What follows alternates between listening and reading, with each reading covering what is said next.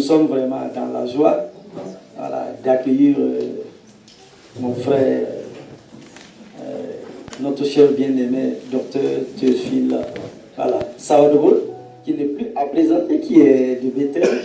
Voilà, donc en ce jour de Pentecôte, celui qui a la charge, sur nous la responsabilité de nous communiquer le conseil de Dieu. Et il est là avec son épouse. Madame Eliane, tu peux te tenir debout? Le grand Otniel et la grande sœur et la petite sœur. Voilà, toute la famille est là.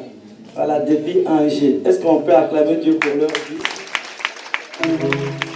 Tout le temps, Angers, Marie, ils sont là tout le temps pour l'avancement du royaume de Dieu à Hachel. Et merci pour les sacrifices et le prix que vous payez. Que la grâce de Dieu soit votre partage. Tenez-vous debout, s'il vous plaît.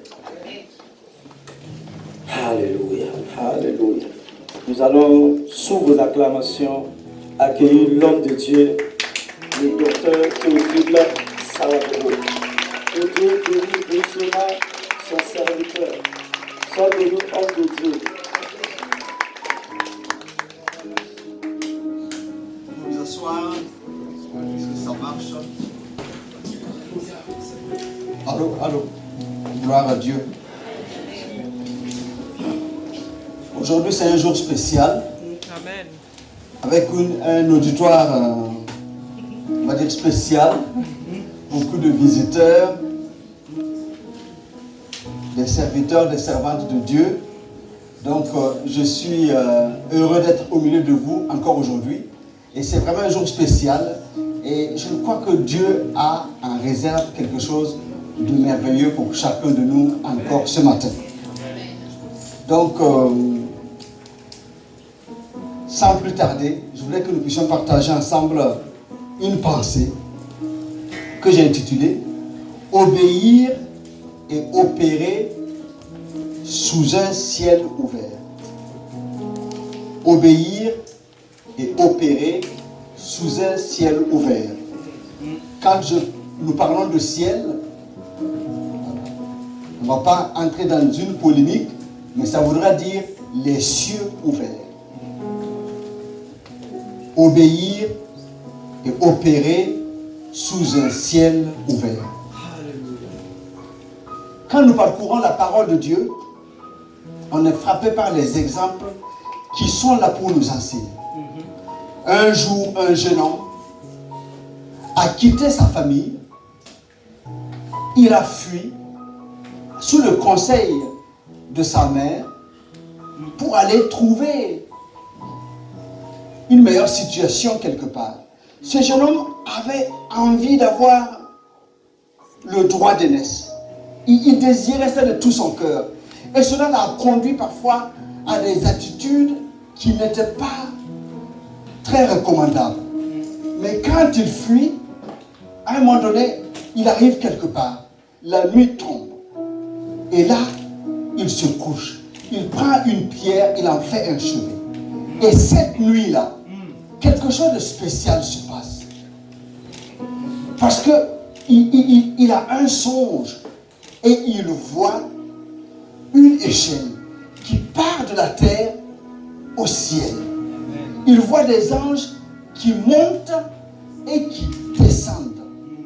Et il voit aussi l'Éternel qui est au-dessus de l'échelle. Il est impressionné par ce songe, par cette vision. Il se réveille, il dit, certainement l'Éternel est ici. Je parle de Jacob. Alors il continue son chemin, mais quand vous avez une telle révélation, quelque chose doit se passer dans votre âme. Quelque chose doit se passer dans votre cœur.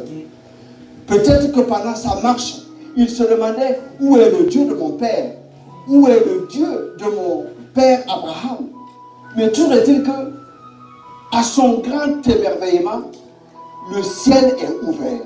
Ce n'est pas lui qui est l'auteur pour que le ciel s'ouvre. C'est l'Éternel qui est au-dessus des cieux, qui a ouvert le ciel et qui lui montre, écoute, le ciel est ouvert sur ta vie. Donc, conscient de cela, il marche. Je ne peux pas dire qu'il a marché correctement comme ce que Dieu voulait, mais à un moment donné de sa vie, où c'était nécessaire, il a obéi à un commandement que Dieu lui a donné et il a vu la multiplication de son bétail qui était acheté. Il a compris que Dieu est avec lui. Et je pense que cette vision l'a aidé dans sa marche. Quand il devait rencontrer son frère Ésaü à son retour, il a été certainement réconforté, encouragé, parce qu'il avait eu une vision où l'Éternel a dit, le ciel est ouvert sur ta vie et je suis là. Mais le ciel a été ouvert sur la vie de Jacob, pas parce que forcément il méritait quelque chose, mais parce que il faisait partie du plan de Dieu, il faisait partie de la promesse que Dieu avait faite à Abraham. Mais ce qui m'impressionne quand je lis la parole, je suis émerveillé de jour en jour par ce que je découvre. Dans 2 Rois chapitre 5 verset 1, on parle d'un homme. Il s'appelle Naaman. Nous allons lire juste le premier verset.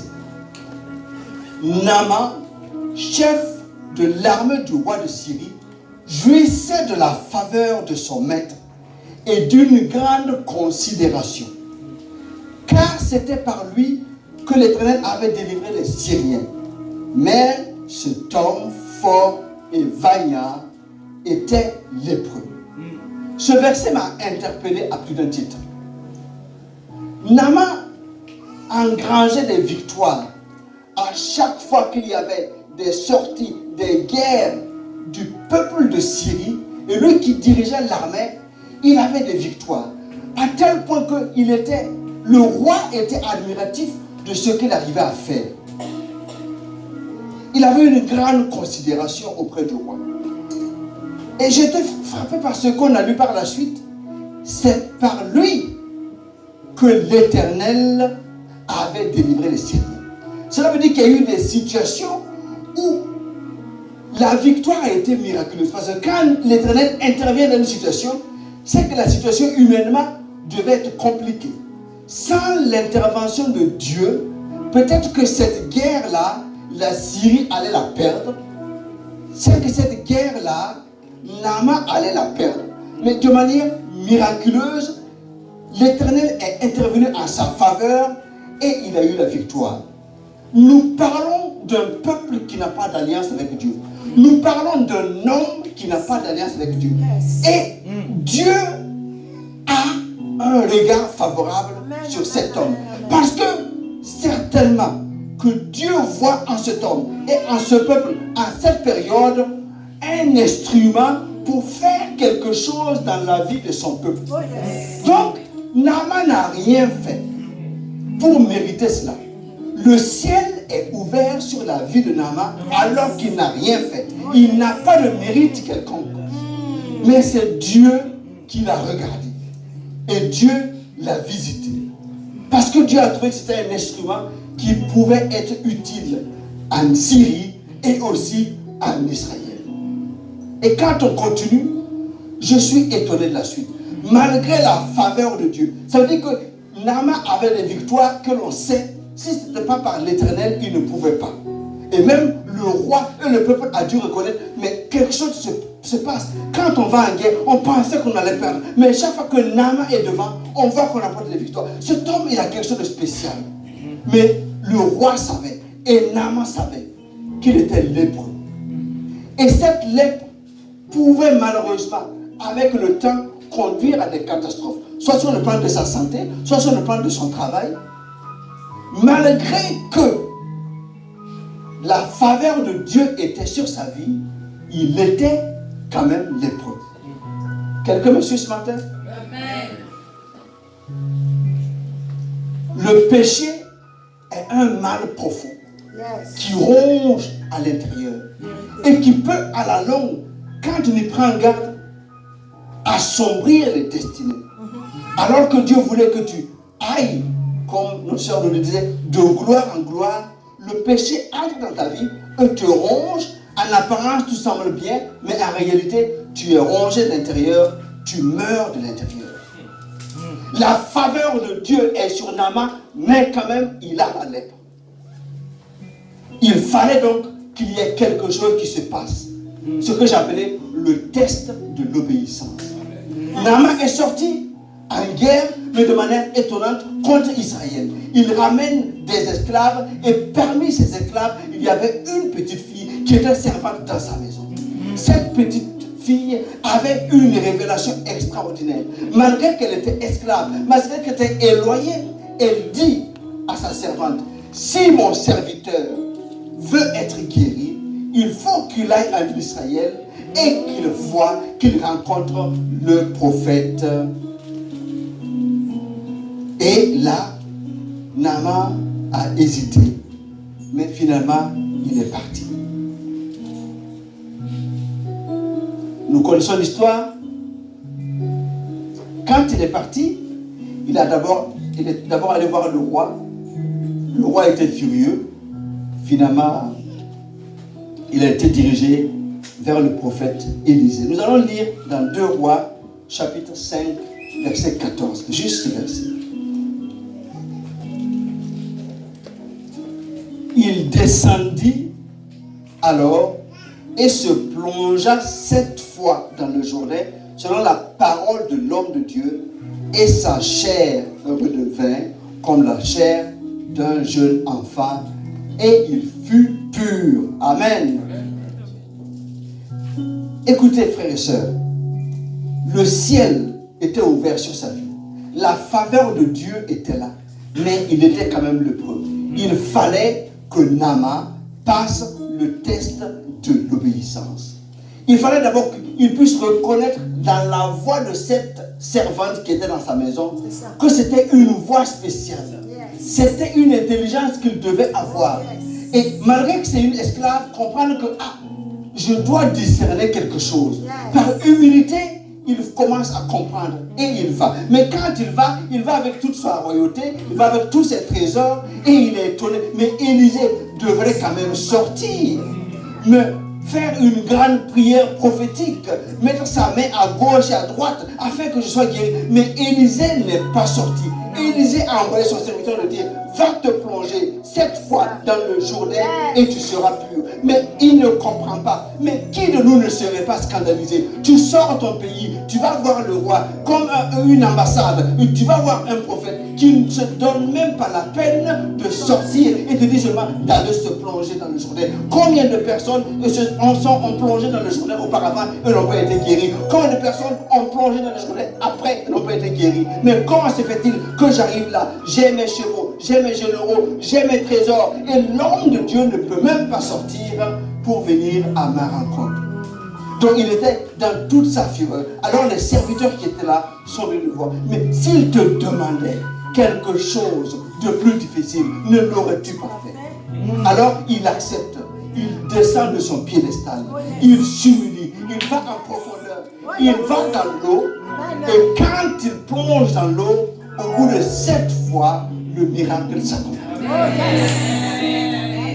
Le ciel est ouvert sur sa vie. Mais il fallait qu'il discerne la voix. Il fallait qu'il obéisse à la voix. Il fallait qu'il s'humilie. Et sinon, il serait resté lépreux. C'est vraiment important pour nous de le comprendre. Ce n'est pas parce que le ciel est ouvert sur notre vie que les choses se normalisent. Nous devons motiver par notre foi l'exécution ou la manifestation de ce que Dieu a prévu pour chacun de nous. Donc, il ne faut pas juste dire, voilà, le ciel est ouvert sur ma vie, je fais ma marche et puis j'attends. Non, il faut écouter la voix de Dieu. Il faut y obéir. Sinon, nous passerons à côté de ce que Dieu veut que nous passions. Dans 1 Samuel chapitre 15, verset 22, nous connaissons cette affirmation fantastique que Samuel a dit à Saül. L'Éternel trouve-t-il du plaisir dans les holocaustes et les sacrifices comme dans l'obéissance de la voix de l'Éternel? Voici, l'obéissance vaut mieux que les sacrifices et l'observation de sa parole vaut mieux que la graisse des béliers. Ce verset-là m'a interpellé aussi parce que quand on fait des holocaustes, quand on fait des sacrifices, ce verset nous rappelle que cela fait plaisir à Dieu qu'on le fasse des holocaustes, qu'on le fasse des sacrifices. Quand Salomon fait 1000 holocaustes, cela fait plaisir à Dieu. Et Dieu apparaît à Salomon, il lui demande qu'est-ce que tu veux, je veux de la sagesse. Mais quand tu fais 1000 holocaustes et tu désobéis à la voix de Dieu, tu annules ce que tu viens de faire. Donc, la parole nous rappelle que l'obéissance à Dieu a plus de valeur devant Dieu, plaît davantage à Dieu que des holocaustes aussi nombreux soient-ils. Regardez la suite du verset. La désobéissance est aussi coupable que la divination. Et la résistance ne l'est pas moins que l'idolâtrie et les théraphies. Puisque tu as rejeté la parole éternelle, je te rejette aussi comme roi. Donc, quand je désobéis à Dieu, je ne suis pas juste dans une opération nulle. Quand je désobéis à Dieu, dans ce qu'il veut que je fasse, de manière implicite, cela implique que j'obéis à Satan. C'est ça. C'est vraiment fort. Dieu me demande de faire quelque chose. Je désobéis à Dieu. Cela veut dire que j'obéis à la voix de Satan. C'est pour cela que si tu désobéis à Dieu, Dieu le considère comme si tu fais de la divination, comme si tu fais de la sorcellerie. Parce que tu as écouté la voix de Dieu et tu n'obéis pas. Ça veut dire que tu as entendu notre voix et celle-là a eu plus d'importance, celle-là t'a influencé davantage par rapport à la voix de Dieu. Et tu as obéi à cette voix. Donc tu as obéi à la voix de Satan. Donc il faut absolument que chacun de nous, par la grâce de Dieu, nous puissions passer avec succès par le test de l'obéissance. Le ciel est ouvert sur notre vie. Nous allons le voir. Mais il faut absolument que nous puissions entendre la voix, que nous puissions considérer la parole et que nous puissions marcher par la grâce de Dieu en obéissance à cette parole. Ce que nous pouvons faire pour que les gens voient, c'est une chose.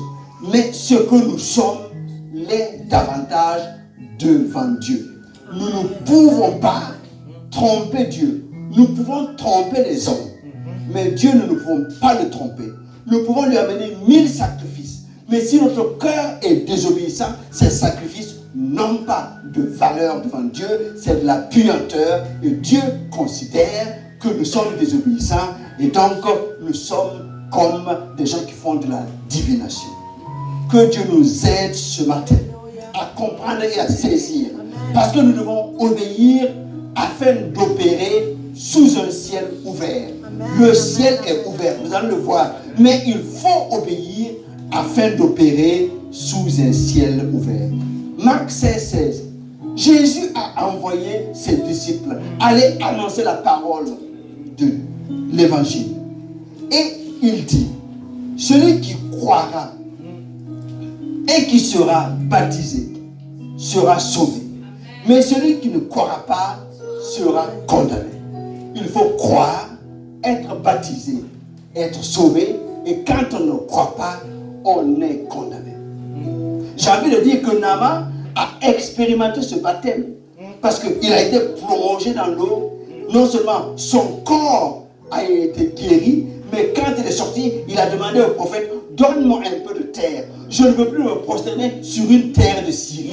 Je vais me prosterner sur une terre d'Israël. Donc, il était celui-là qui apportait en Syrie que le seul Dieu qui existe, c'est l'Éternel, le Dieu d'Israël.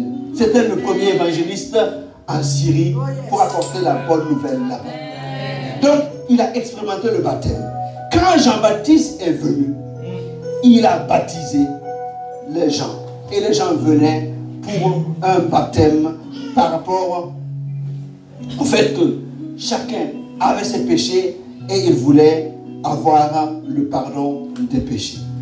Ce qui est étonnant, nous allons voir cela, ce que j'ai intitulé « L'obéissance déclenche l'approbation de Dieu ». Matthieu 3, 13. Nous avons parlé de cet homme-là depuis tout à l'heure. Cet homme-là, sa vie nous a bouleversés. Tandis que Jean-Baptiste fait le baptême de la repentance. Un jour, un jeune homme arrive. Matthieu 3, 13. Alors Jésus vint de la Galilée au Jourdain vers Jean pour être baptisé par lui. Mais Jean s'y opposait en disant, c'est moi qui ai besoin d'être baptisé par toi et tu viens à moi. Jésus lui dit, laisse faire maintenant, car il est convenable que nous accomplissions ainsi tout ce qui est juste. Et Jean ne lui résista plus. Dès que Jésus eut été baptisé, il sortit de l'eau. Et voici, les cieux s'ouvrirent et il vit l'Esprit de Dieu descendre comme une colombe et venir sur lui. Et voici, une voix fit entendre des cieux ces paroles. Celui-ci est mon Fils bien-aimé, en qui j'ai mis toute mon affection. Amen. Ça va? Vous n'êtes pas endormis? Jésus de Nazareth se présente à Jean pour être baptisé. Jean faisait un baptême pour la repentance. Jésus n'a pas péché. Mais pourquoi Jésus, tu vas pour te faire baptiser par Jean qui fait le baptême de la repentance? Mais Jésus, nous voyons la réponse. Laisse faire maintenant, car il est convenable que nous accomplissions ce qui est juste. Laisse faire maintenant. Donc Jésus est venu pour accomplir ce qui est juste. Jésus est venu pour faire la volonté de Dieu. Donc quand Jésus entre dans les eaux pour être baptisé, ce n'est pas pour le baptême de la repentance, mais c'est pour obéir à ce que Dieu lui a dit de faire. Donc Jésus, pendant ces 30 ans de vie, commence son ministère. Et par cet acte du baptême, il dit à son Père, mon Père, je suis prêt maintenant pour commencer le ministère. Donc je vais aller comme tu me l'as demandé et me faire baptiser par Jean. Et il y a eu une approbation du ciel. Parce que quand il est sorti de l'eau, le Saint-Esprit est descendu sur lui. Et une voix s'est fait entendre. Celui-ci est mon Fils bien-aimé. Quand nous considérons le don que Abraham a fait par rapport à son fils Isaac, alors que Dieu lui a demandé d'amener son fils pour le donner en sacrifice, cet enfant qu'il a attendu pendant 25 ans, qu'il avait sa postérité, et cet enfant qu'il devait donner en sacrifice, ça a été douloureux pour Abraham, mais il a obéi à ce que Dieu dit. Cela nous permet de comprendre un peu, en tant qu'humain, comment cela a coûté à Dieu de donner son fils pour le salut des hommes et des femmes pécheurs sur la terre. Mais Jésus était là en obéissance à Dieu. Et Dieu, par ses paroles, manifeste son amour en Jésus. Je vais te poser une question. Est-ce que tu sais que Jésus, que Dieu t'aime autant qu'il aime Jésus? Amen. Est-ce que tu sais que l'amour de Dieu pour toi, il est aussi grand que l'amour qu'il a manifesté, qu'il manifeste pour Jésus? Pourquoi? Parce que son Fils unique, il l'a pris, il l'a donné en sacrifice pour toi. Ça veut dire que c'est parce qu'il t'aime qu'il l'a fait. Il aime son Fils, mais il t'aime autant que son Fils.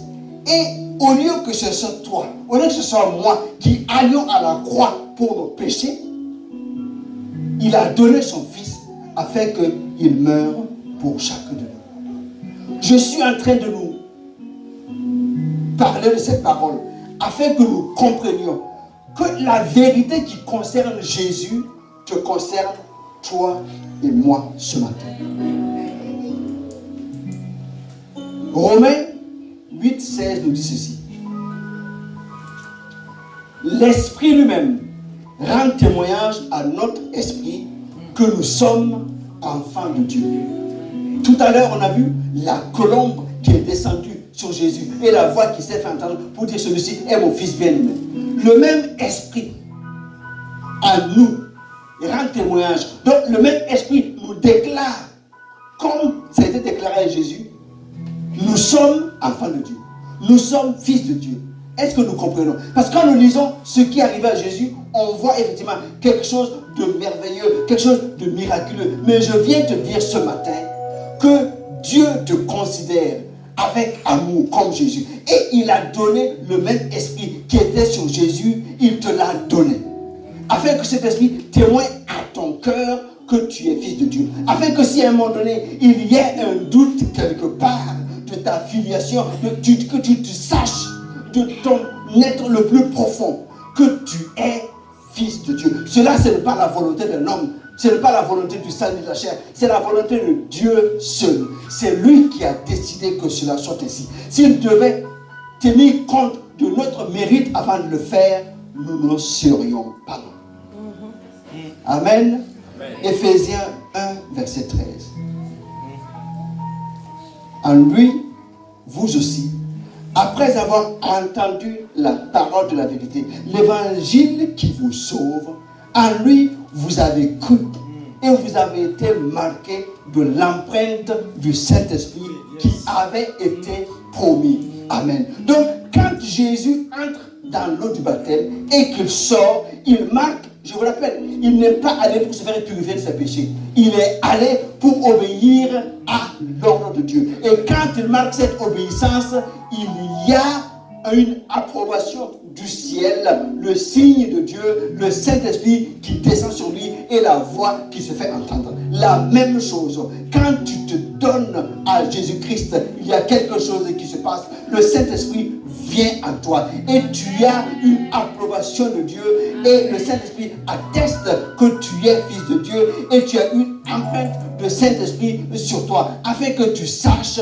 que tu appartiens à Dieu, afin que dans le monde spirituel, l'on sache aussi que tu appartiens à Dieu. Donc, l'obéissance par la conversion et par le passage, en passant par les eaux du baptême, la suite, c'est que tu t'attendes à recevoir cette empreinte-là et que tu en sois conscient que le Saint-Esprit, le même qui était sur Jésus, est également sur toi. Donc, sans obéissance, tu risques de passer à côté de ce que le ciel prévoit pour toi. C'est vrai qu'en cette journée de Pentecôte, nous ne pouvons pas ne pas parler de ce Saint-Esprit qui a été donné pour que l'Église naisse. L'obéissance de Jésus a ouvert les cieux, et j'ai rajouté, et secoué la terre. L'obéissance de Jésus a ouvert les cieux et secoué la terre. Si je dois me résumer, je vais dire que c'est là le centre de la parole. Ce n'est pas toi qui ouvre le ciel. Ce n'est pas moi qui ouvre le ciel. Il y a quelqu'un qui a ouvert les cieux, c'est Jésus, par son obéissance qui a ouvert les cieux et il a secoué la terre. L'obéissance ultime de Jésus l'a conduit jusqu'à la croix. Et par sa mort, le voile a été déchiré. Nous lisons Matthieu 26 à partir du verset 39.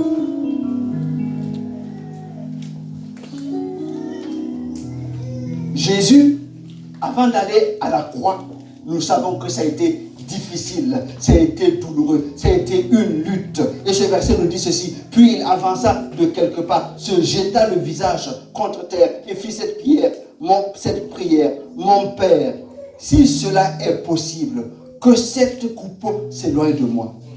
Toutefois, non pas ce que je veux, mais ce que tu veux. Pour souligner en fait que c'est une obéissance. Il est descendu pour accomplir une œuvre, mais ce n'était pas une œuvre facile. Quand il priait, sa sueur coulait comme des gouttelettes de sang. Il avait l'angoisse, il avait la douleur et il voulait se débarrasser de cela. Mais il a dit non, pas ce que je veux, mais ce que tu veux. Donc c'est une obéissance jusqu'au bout. Et quand il va jusqu'à la croix, Matthieu 27, 50. À ce moment, Jésus poussa de nouveau un grand cri et rendit l'esprit. Et voici qu'au même instant, le rideau du temple se déchira en deux.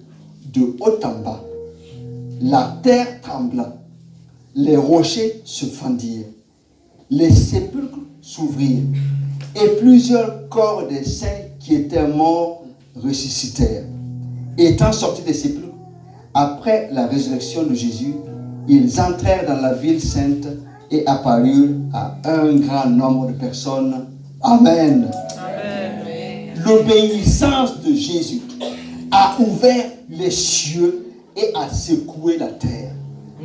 Quand Jésus obéit et il va jusqu'à la mort en donnant sa vie, quand il s'écrit tout est accompli, quand le voile se déchire, maintenant le chemin est ouvert. Chacun peut s'approcher de Dieu. Le ciel est ouvert. Mais si tu restes à l'extérieur et tu dis non, moi je ne suis pas intéressé par cette affaire, malgré le ciel ouvert, tu risques de passer à côté de ce que Dieu veut. Il faut accepter, aller à la rencontre de Dieu parce que le ciel est ouvert pour toi. Et Jésus a payé le prix. Il a démontré par son obéissance une soumission en totale à Dieu. Et quand le ciel est ouvert, la grâce de Dieu descend.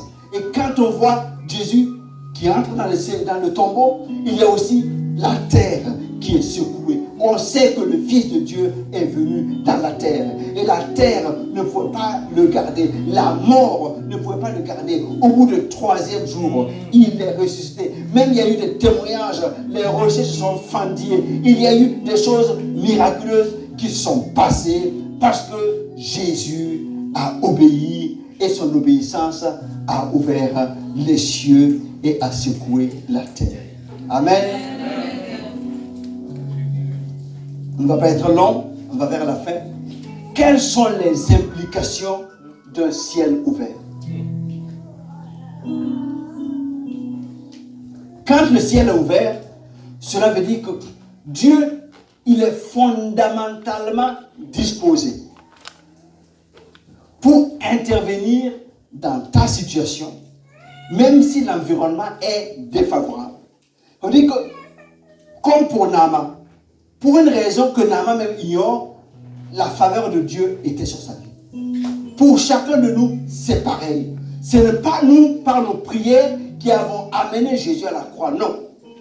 C'est Dieu lui-même qui a voulu sauver l'humanité, qui a trouvé le moyen le plus excellent, c'est la mort de son Fils, le sacrifice de son Fils. Et quand cela est fait, les cieux sont ouverts. Cela veut dire que même la mort, même le Satan ne peut pas empêcher quelqu'un de rencontrer les cieux ouverts de Dieu. Sauf si cette même personne refuse le salut.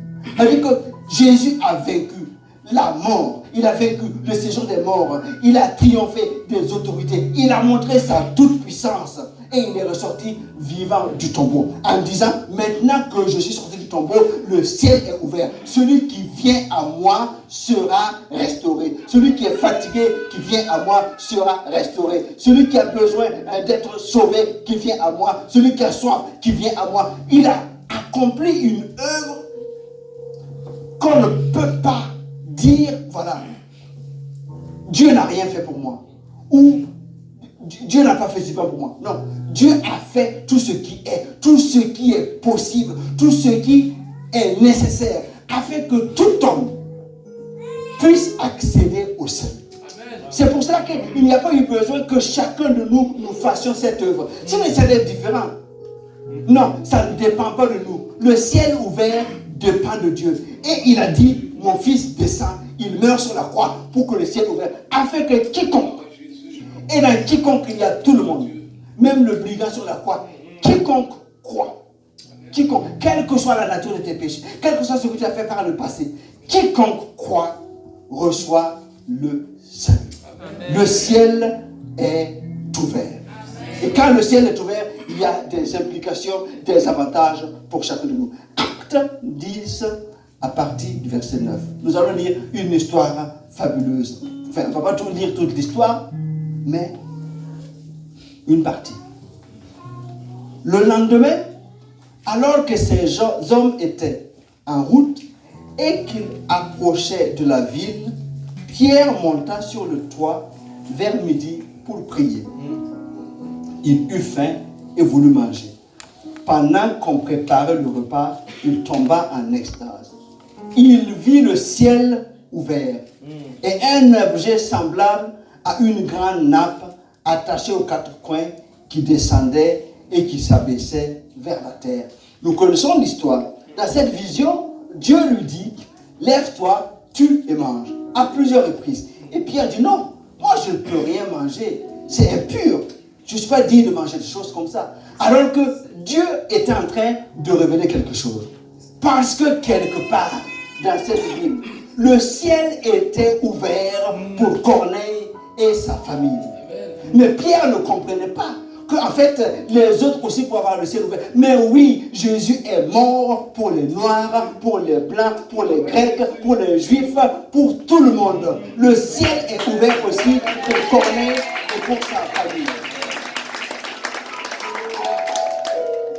Et pendant que Pierre était en train de se questionner avec Dieu, alors les hommes frappent à la porte et lui disent, voilà, il y a un homme qui s'appelle Corneille qui nous a envoyés pour venir te chercher. Donc Pierre comprend que, là, le Saint-Esprit m'envoie quelque part. Donc Pierre va avec ses hommes. Acte 10, verset 44. Quand il arrive, il leur parle du salut en Jésus, de ce que Jésus a fait à la croix. Et pendant qu'il parlait, Pierre parlait encore. Quand le Saint-Esprit descendit sur tous ceux qui étaient, tous ceux qui écoutaient la parole. Vous êtes là? Vous êtes fatigués, mais restez avec moi. Écoutez, il est en train de leur parler de la parole, comme je vous parle maintenant. Et pendant qu'il parle, lui-même il ne voulait pas trop venir. Et pendant qu'il parle, il voit que le Saint-Esprit descend sur ceux qui étaient là. Tous les croyants circoncis qui étaient avec Pierre furent stupéfaits de ce que le don du Saint-Esprit était déversé, même sur les non-juifs. Mais oui, le ciel est ouvert. Jésus a payé à la croix. Même les apôtres n'avaient pas compris. C'est pour tout le monde que le ciel a été ouvert par Jésus-Christ. En effet, ils les entendaient parler en langue et célébrer la grandeur de Dieu. Alors Pierre dit, peut-on refuser l'eau du baptême à ceux qui ont reçu le Saint-Esprit tout comme nous? Et il leur donna de les baptiser au nom de Jésus et ils lui demandèrent de rester quelques jours avec eux. Amen. Amen. Donc Corneille, on sait que c'était un homme qui aimait Dieu, qui cherchait Dieu, mais ce n'était pas un juif. C'était un centenier romain qui était là. Il n'avait pas d'alliance avec Abraham. Mais le ciel est ouvert. Jésus a payé.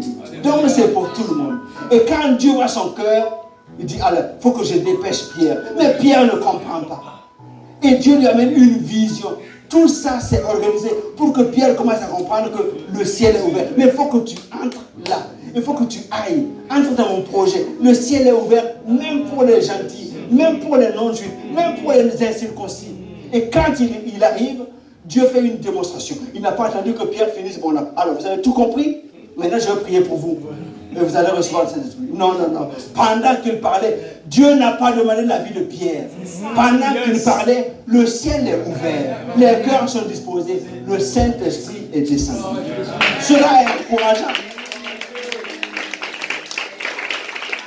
Cela est encourageant pour chacun de nous, parce que nous savons que pendant que nos cœurs sont ouverts et que nous écoutons la parole, c'est Dieu qui nous remplit de son esprit. Donc la première implication, quand le ciel est ouvert, c'est que ça descend d'en haut. Pour nos besoins, c'est autre chose. Mais quand le ciel est ouvert, c'est Dieu qui veut bénir, c'est Dieu qui veut remplir, c'est Dieu qui veut se révéler, c'est Dieu qui fait des grandes choses. Quand les vannes s'ouvrent, c'est pour que ça bénisse. Le ciel est ouvert et Dieu met tout en œuvre pour que tous ceux qui ont un cœur disposé puissent en jouir. Je n'ai pas pu m'empêcher de vous proposer Actes chapitre 1, verset 9, verset 8, je ne l'ai pas donné. Mais vous recevrez une puissance, le Saint-Esprit en survenant sur vous, et vous serez mes témoins à Jérusalem, dans la Judée, dans la Samarie, et jusqu'aux extrémités de la terre. Après avoir dit cela, il fut enlevé pendant qu'ils le regardaient, et une nuée le déroba de leurs yeux. Ce qui veut dire que c'était l'une des dernières paroles de Jésus. C'était une parole importante. Vous restez à Jérusalem et vous recevrez. C'est-à-dire que le ciel va déverser. Le ciel est ouvert. C'est Dieu qui donne. On parle du don du Saint-Esprit. C'est Dieu qui donne. Donc les 120 étaient là, en train de prier, en train d'attendre. Et tout à coup, il y a eu un vent. Il y a eu les langues. Le Saint-Esprit s'est manifesté. Ils ont été remplis. Et ce jour-là, ils sont passés de leur timidité avec une hargne incroyable. Des grands évangélistes, eux qui avaient peur, plusieurs, des milliers de personnes se sont tournés vers Jésus-Christ. Parce que le ciel est ouvert. Mais quand le ciel est ouvert, il faut des acteurs sur la terre pour amener à manifestation cela. Dieu ne fait pas de gaspillage. Le ciel est ouvert, mais chacun doit actionner pour recevoir quelque chose. Mais c'est différent. Ce n'est pas nous qui ouvrons le ciel. C'est Dieu qui a ouvert le ciel par Jésus. Sinon on allait, si c'est moi qui ouvrais le ciel, j'ai dit, bon, allez, maintenant j'ai ouvert le ciel, chacun vient donner un peu d'argent avant d'avoir droit au ciel. Non! C'est Dieu qui a ouvert le ciel par Jésus. Maintenant, chacun pour soi. Tu t'approches de Dieu et ton écluse s'ouvre parce que le ciel est ouvert. Amen. Dans les derniers jours, comme le disait le prophète Joël, je répandrai de mon esprit sur toute chair. Vos fils et vos filles prophétiseront. Vos jeunes gens auront des visions et vos vieillards auront des songes. Et c'est ce jour-là que nous vivons maintenant. Amen. Que le Seigneur soit béni.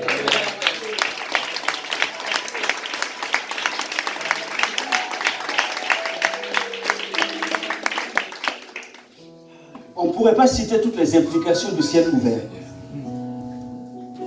Hébreux 14, 16, je lis dans la version Semeur, pour terminer. Approchons-nous donc du trône de la grâce, puisque le ciel est ouvert. Approchons-nous donc du trône de la grâce avec assurance. C'est important de le savoir, parce que si nous savons que Dieu a ouvert le ciel, c'est avec assurance que nous nous approchons du trône de la grâce. Là, Dieu nous accordera sa bonté et nous donnera sa grâce pour que nous soyons secourus au bon moment. Amen. Le ciel est ouvert. Nous pouvons nous approcher avec assurance du trône de la grâce. Que le nom du Seigneur soit béni. Amen. Amen.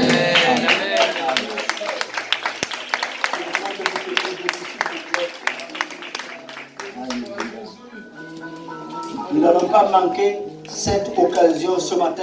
Nous avons déjà prié tout à l'heure. Mais nous allons encore prier. Parce que le ciel est ouvert. C'est la même parole que Pierre apportait à Corneille. C'est la même parole que nous partageons aujourd'hui. Les gens de la famille de Corneille ont été baptisés de l'Esprit avant d'être baptisés dans les eaux du baptême. Aujourd'hui encore, Dieu veut renouveler son esprit. Aujourd'hui encore, Dieu veut baptiser de son esprit. C'est un don de Dieu. Le ciel est ouvert par Jésus-Christ. Alléluia. Amen. Je pense que nous puissions ensemble élever la voix et dire à notre Dieu, nous attendons que le don descende, que ta bénédiction descende, que ta pluie descende. Alléluia. Oh, gloire à notre Dieu. Alléluia. Oh, Alléluia. Alléluia. Alléluia. Alléluia. Alléluia. Oh, notre Dieu et notre Père. Oh, notre Dieu et notre Père. Nous invoquons ton esprit maintenant. Oh, répands ton esprit sur ton peuple maintenant. Répands ton esprit sur ton peuple maintenant. Répands ton esprit. Renouvelle tes grâces dans dans le nom de Jésus. Renouvelle ton onction dans le nom de Jésus. Renouvelle ton peuple dans le nom de Jésus. Et remplis ton peuple. C'est un jour où nous proclamons le ciel ouvert, la visitation de Dieu. C'est le don de Dieu, c'est le don de Dieu, c'est le don de Dieu, c'est le don de Dieu. Nous proclamons une année de grâce, nous proclamons une année de bénédiction. Le ciel est ouvert sur notre vie et le Saint-Esprit descend sur son peuple aujourd'hui encore pour révéler, aujourd'hui encore pour encourager, aujourd'hui encore pour fortifier, aujourd'hui encore pour éclairer, aujourd'hui encore pour conduire, aujourd'hui encore pour soutenir, aujourd'hui encore pour bénir, aujourd'hui encore pour élever, aujourd'hui encore pour manifester les dons. Notre Dieu, nous sommes fatigués de marcher dans le naturel. Nous voulons marcher dans le surnaturel. Nous voulons marcher dans le surnaturel de Dieu. Oh notre Dieu, nous t'en supplions, c'est le don, c'est le don, c'est le don. Oh, fais grâce aujourd'hui, fais grâce aujourd'hui, fais grâce aujourd'hui. Que celui qui ne parlait pas en langue, parle en langue. Que celui qui s'attend des dons, reçoive son don dans le nom de Jésus-Christ. Nous sommes encouragés, c'est un don de Dieu. Nous sommes encouragés, c'est un don de Dieu. Oh, remplis-nous, Seigneur. Remplis-nous, Seigneur, dans le nom de Jésus. Le ciel est ouvert. Jésus a payé. Jésus a payé. Le ciel est ouvert sur nos vies. Le ciel est ouvert sur nos vies. Dans le nom de Jésus, nous proclamons la bénédiction de Dieu sur les corps. Les corps malades retrouvent la guérison parce que le ciel est ouvert. Les corps malades retrouvent la santé parce que le ciel est ouvert. Les corps malades retrouvent la santé parce que le ciel est ouvert. Oh notre Dieu, nous proclamons, les chaînes sont brisées parce que le ciel est ouvert. Les chaînes sont brisées parce que le ciel est ouvert. Les chaînes sont brisées parce que le ciel est ouvert. Oh, nous te bénissons. La délivrance est accordée parce que le ciel est ouvert. La délivrance est accordée parce que le ciel est ouvert. Oh notre Dieu, oh notre Dieu, les visions sont données. Oh, les visions sont données. Les visions sont données dans le nom de Jésus. Les dons de prophétie dans le nom de Jésus. La parole de connaissance dans le nom de Jésus. Le don de discernement dans le nom de Jésus. Le don de puissance, de miracle dans le nom de Jésus. Oh, le ciel est ouvert. Le don de sagesse, le don de connaissance. Oh, le ciel est ouvert dans le nom de Jésus-Christ. Dans le nom de Jésus-Christ. Oh Père, oh Père, oh Père, le ciel est ouvert. Le ciel est ouvert. Le ciel est ouvert. Le ciel est ouvert. Oh notre Dieu, tu fais grâce ce matin. Tu fais grâce ce matin. Tu fais grâce ce matin. Tu fais grâce ce matin. Tu fais grâce ce matin. Tu fais grâce ce matin. Dans le nom de Jésus-Christ. Dans le nom de Jésus-Christ. Dans le nom de Jésus-Christ. Alléluia. Alléluia. Alléluia. Oh, béni soit ton nom, Seigneur. Alléluia. Amen. Amen. On va faire, on va dire ensemble avec conviction ces paroles que nous adressons à notre Dieu. Avec une foi profonde, proclamons ensemble: Éternel mon Dieu. Éternel mon Dieu. Je te rends grâce. Je te rends grâce. Car Jésus, par sa mort, a ouvert le ciel sur ma vie. A ouvert le ciel sur ma vie. Je te rends grâce. Je te rends grâce. Car Jésus, par sa mort, a ouvert le ciel sur ma vie. Car Jésus, par sa mort, a ouvert le ciel sur ma vie. Mon Dieu, tu as fait de moi ton enfant. Mon Dieu, tu as fait de moi ton enfant. Afin de manifester ton règne sur la terre. Afin de manifester ton règne sur la terre. Le Saint-Esprit témoigne à mon esprit. Le Saint-Esprit témoigne à mon esprit. Que je suis enfant de Dieu. Que je suis enfant de Dieu. Sans toi, je ne puis rien.